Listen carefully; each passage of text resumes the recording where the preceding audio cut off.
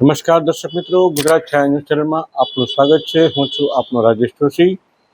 ભાવનગર શહેરના રાણીકા વિસ્તારમાં આવેલ જૂના કુંભારવાડામાં ગઈકાલે રાત્રે એક જબરદસ્ત મારામારી થઈ અને તેમાં પથ્થરમારા સહિતની ઘટનાઓની સાથે ગેરકાયદે બાંધકામની બાબત પણ ધ્યાનમાં આવી છે।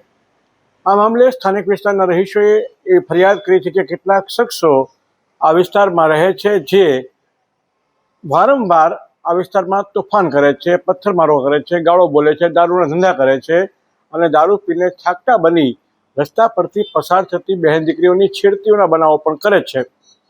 આ મામલે સ્થાનિક વિસ્તારના રહીશોનું કહેવું છે કે ગઈકાલે માથાકૂટ કોઈકની હતી અને કોઈક વિસ્તારમાં આવીને ધમાલ મચાવી આ લોકોએ।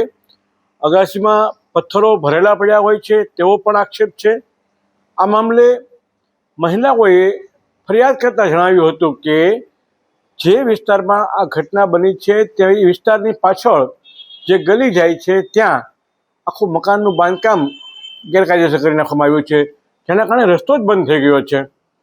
કેટલાક શખ્સો આ વિસ્તારમાં ખૂબ જ દાદાગીરી કરે છે અને કોઈ કશું કાંઈ બોલે કે ચાલે તો સીધા જ મારામારી પર ઉતરી આવે છે।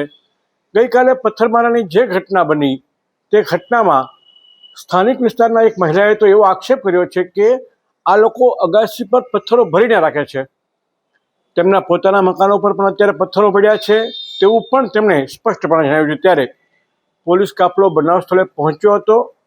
કોઈની ધરપકડ થઈ કે નથી થઈ તે અંગે આ બાબતમાં હજુ સુધી કોઈ સ્પષ્ટતાઓ થઈ નથી, પરંતુ જે પ્રકારનો માહોલ ત્યાં જોવા મળ્યો છે, લોકો એકત્રિત થઈ ગયા, લોકો રોષ ઠાલવી રહ્યા છે, માથાભારે શખ્સો ખુલ્લેઆમ દાદાગીરી કરે અને તેમ છતાં કોઈ કાર્યવાહી ન થાય ત્યારે સ્થાનિક વિસ્તારના લોકોનો રોષ વ્યાજબી નથી। વિસ્તારના લોકો જે પ્રમાણે આક્ષેપ કરી રહ્યા છે તે દિશામાં તપાસ થવી જરૂરી છે।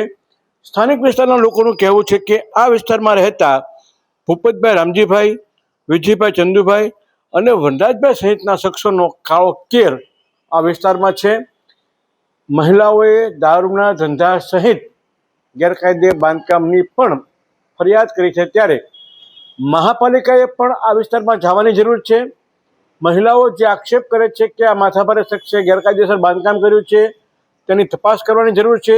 જો આવું હોય તો ગેરકાયદે બાંધકામો તોડવા જોઈએ, સ્થાનિક વિસ્તારના લોકોને કાયદો અને કાનૂનમાં વ્યવસ્થા બેસે, વિશ્વાસ બેસે તેવી કાર્યવાહી કરવી જોઈએ અને જો અગાસીઓ કોઈ પથ્થરોથી ભરેલી લાગતા હોય માથાભારે તત્વો તો એની સામે પણ કાર્યવાહી થવી જોઈએ તેવું સ્થાનિક વિસ્તારના લોકો કહી રહ્યા છે। મારું નામ શૈલેષભાઈ કાંતિભાઈ મકવાણા। કયો વિસ્તાર છે અને શું બનાવ અત્યારે બન્યો છે? અત્યારે હાલમાં એવું બન્યું છે, રાણીકા જૂના કુંભારવાડા હેઠાણફળી વિસ્તારનું નામ છે અને હું અત્યારે હમણાં મારી દુકાન બંધ કરીને આવ્યો અને ત્યાં દરમિયાન આ બધી વસ્તુ બની રહી હતી। એટલે મેં પૂછ્યું તો એવું થયું કે માથાકૂટ કોઈક બીજાની છે, તો મારા બંને વિષય સમજાવવા કે ગયા હતા તો એનો કાટલો ને એવું બધું પકડ્યું છે। શું બનાવ બન્યો છે અત્યારે બનાવમાં તો એવું એ લોકોએ પથ્થરમારો ચાલુ કર્યો, એટલે એ લોકો આખું ઘર હતું। કોણ લોકો હતું? ભૂપતભાઈ રામજીભાઈ, પછી વિજયભાઈ ચંદુભાઈ, પછી વનરાજભાઈ ભૂપતભાઈ, બાકી નિલેશભાઈ અનિલભાઈ, આ બધાય પથ્થરમારો કરવામાં સામેલ હતા બધાય, આખું ઘર। અને અવારનવાર જ્ઞાતિથી અપમાનિત કરે, અમને લોકોને જેમ હોય એમ કે અમારા ખાંચાની માથાકૂટે નથી આ, બરાબર। અને બીજા નંબરમાં એની જે ગલ્લી જે છે એ લોકો બુટલેગર છે, બરાબર, એ લોકો દારૂના ધંધા ઉપર એનું જીવન હાલ્યા કરે છે।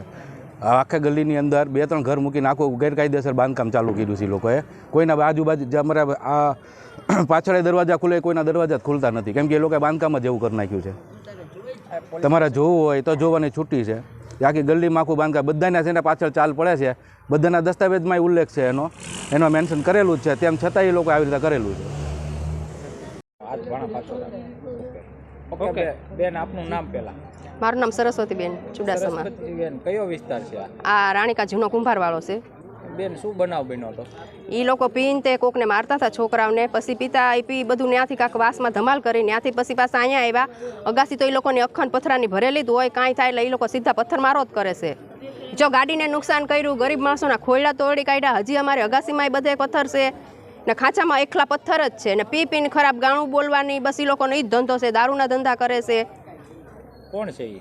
ભૂપતભાઈ રામજીભાઈ યાદવ, પછી એનો છોકરો વનરાજ, પછી વિજ્જો ને બીજા થોડાક બહારથી બોલાવ્યા એના હગાવાલાને બધાને બોલાવી લીધા, બાયુ સહિત બધાય તે ને બધાના નામ મને પછી આવડતા નથી. અત્યારે કેટલાક લોકોને ઈજા થઈ છે? ઈજા તો અત્યારે એક જણને થઈ છે. આ બનાવને લઈને પોલીસને જાણ કરી હતી તમે? હા, અત્યારે અમારે કરવાની જ છે જાણ. અવારનવાર આ વિસ્તારમાં આવો છો? હા, આ બીજી ત્રીજી વાર આમ થયું. એ લોકો એટલા ઓલા છે કે આમ આખા ખાંચાને હેરાન કરે છે. જુવાન છોકરીઓ હોય તોય ખરાબ ગાળું બોલવાની. પોલીસ દ્વારા કોઈ દિવસ કાર્યવાહી કરવામાં નથી આવતી? અમે હજી ફરિયાદ નથી કરી સાહેબ. આજુ ખેલે બહુ એ લોકોએ ઓલું કર્યું ને એટલે અમારે ફરિયાદ કરવી પડે. ઓકે.